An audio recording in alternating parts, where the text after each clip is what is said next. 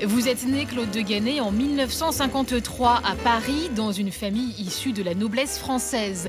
Vous avez même hérité du titre de comte. Après des études d'agriculture, vous revenez dans le château familial de Dampierre-en-Burly, dans le Loiret. Dampierre, où se construit au même moment la centrale nucléaire. En 1985, vous découvrez le monde politique. Vous êtes conseiller, en charge notamment de l'agriculture, auprès du président de région, Maurice Doucet. La région Centre, moi, j'y crois. En 1995, vous êtes élu maire de Dampierre-en-Burly dans un contexte très favorable à la droite. Vous poursuivez alors le développement économique de votre commune, financé en grande partie par EDF. On dit alors que Dampierre est l'une des villes les plus riches du Loiret.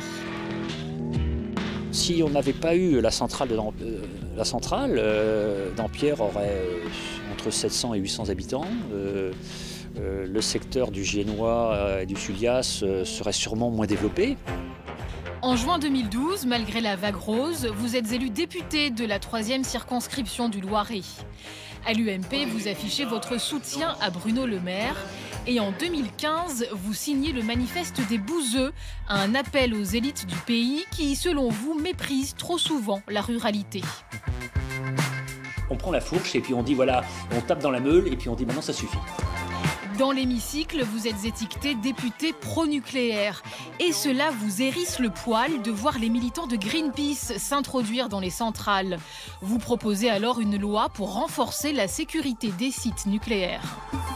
Aujourd'hui, vous avez, quand vous passez une enceinte d'une centrale nucléaire, si vous êtes arrêté, c'est violation de domicile. Voilà, la sanction, c'est que vous avez violé un domicile privé.